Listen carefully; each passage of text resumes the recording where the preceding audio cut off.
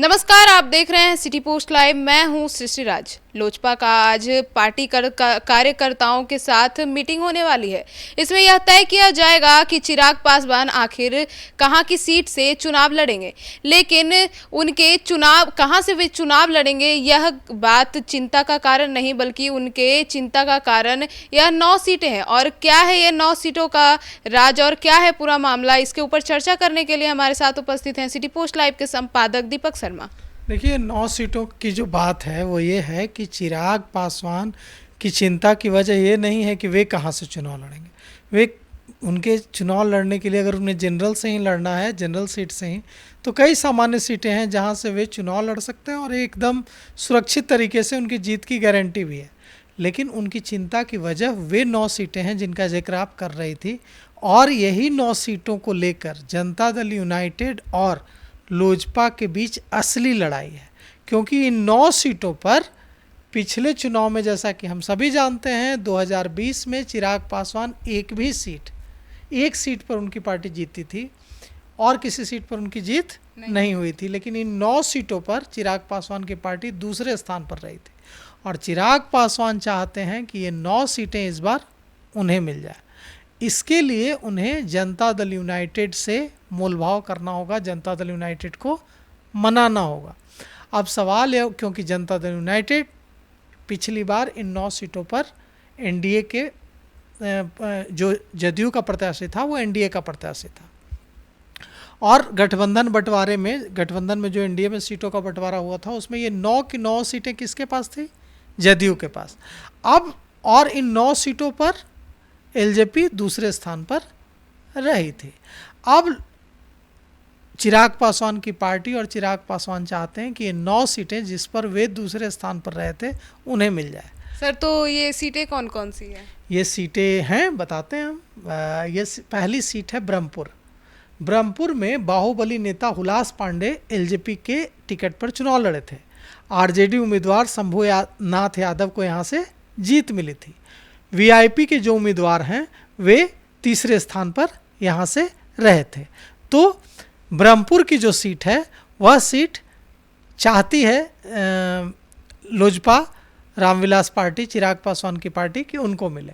अब दूसरी सीट जो है वह है दिनारा की सीट। यह बिहार के बक्सर की सीट है।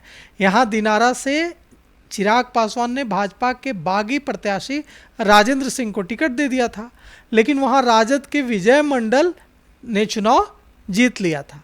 राजेंद्र सिंह को 51,000 वोट मिले थे और जनता दल यूनाइटेड के जो उम्मीदवार थे जय कुमार सिंह, वो तीसरे स्थान पर चले गए थे। तो इस सीट पर भी लोजपा रामविलास पार्टी का दावा है कि यह सीट मिले। अब तीसरी सीट है हरनौत नालंदा के ज़िले की सीट है।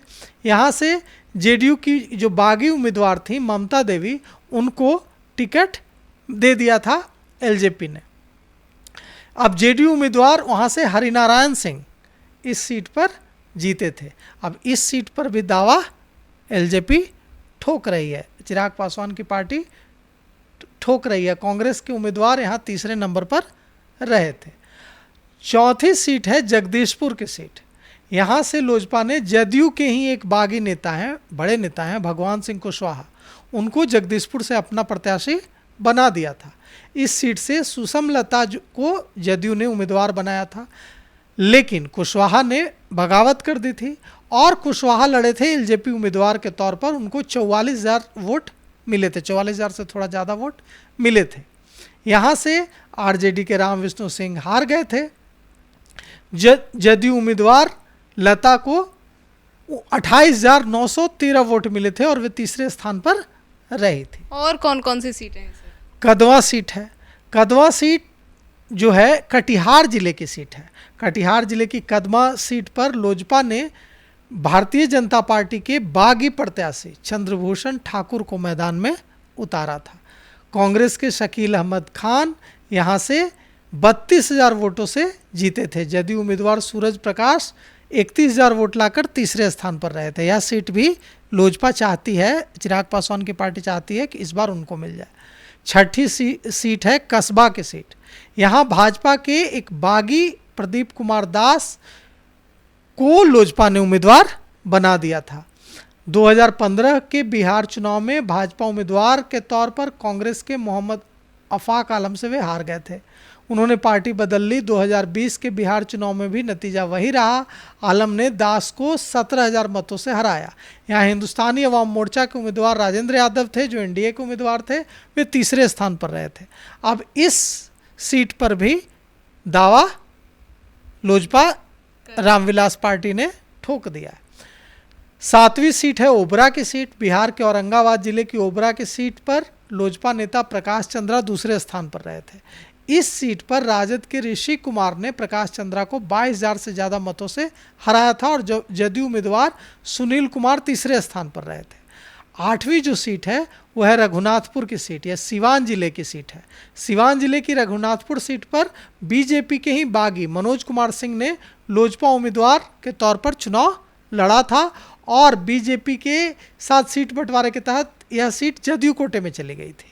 उसके बाद वे लोजपा में शामिल हो गए थे और यहाँ आरजेडी के हरिशंकर यादव ने उन्हें 17,000 से ज़्यादा, लगभग 18,000 वोटों से हराया था।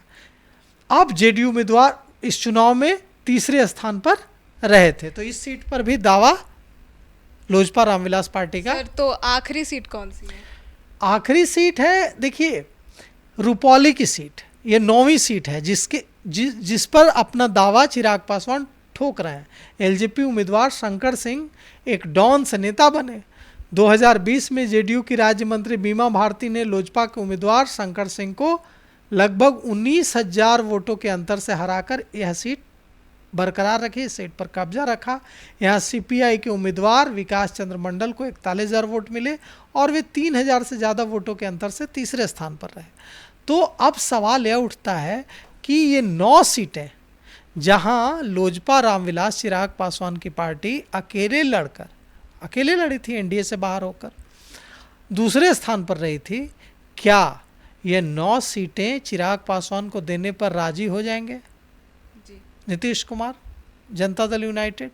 इसके लिए तो उन्हें बार्गेन करना होगा, इसके लिए उन्हें नेगोशिएट करना होगा। लेकिन जो हालात हैं उसमें जनता दल यूनाइटेड कॉम्प्रोमाइज़ करने के मूड में ज़्यादा नहीं दिख रहा है।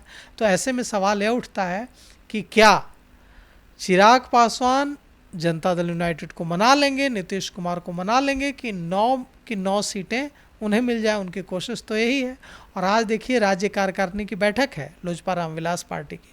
उसमें चिराग पासवान को यह ऐलान किया जाएगा कि लोजपा रामविलास पार्टी के सुप्रीमो चिराग पासवान किस सीट से चुनाव लड़ेंगे। तो अब सवाल यह उठता है कि क्या जदयू इतनी मेहरबानी दिखाएगी? क्योंकि अगर जनता दल यूनाइटेड अड़ जाता है कि नहीं, ये 9 सीटें हम नहीं देंगे, तो चिराग पासवान के लिए मुसीबत हो जाएगी। तो चिराग पासवान के लिए 30-40 सीटें लेना महत्वपूर्ण है। उससे ज़्यादा महत्वपूर्ण है इन 9 सीटों पर जिन सीटों पर उन्होंने अकेले चुनाव लड़कर अपना दम दिखाया था, इन 9 सीटें उनको मिल जाए नेगोशिएशन में, सीट बंटवारे में। यह सबसे बड़ा सवाल चिराग पासवान के सामने है। तो ये सारी सीटें ऐसी सीटें हैं जहां जदयू से सीधे वास्ता है। लोजपा में उम्मीदवार खड़ा कर जदयू को हराया था। दिनारा और से जय कुमार सिंह, हरनौत से हरिनारायण सिंह, सुसुम लता और सूरज प्रकाश राय, ओबरा से सुनील कुमार, रघुनाथपुर से राजेश्वर चौहान ने केवल लोजपा के उम्मीदवार को खड़े होने के कारण चुनाव हार गए थे। और अब देखना यह है कि क्या लोजपा की इस मांगों को जदयू पूरा करती है। तो फिलहाल इस खबर में इतना ही। आगे की खबरों के लिए देखते रहिए सिटी पोस्ट लाइव। धन्यवाद।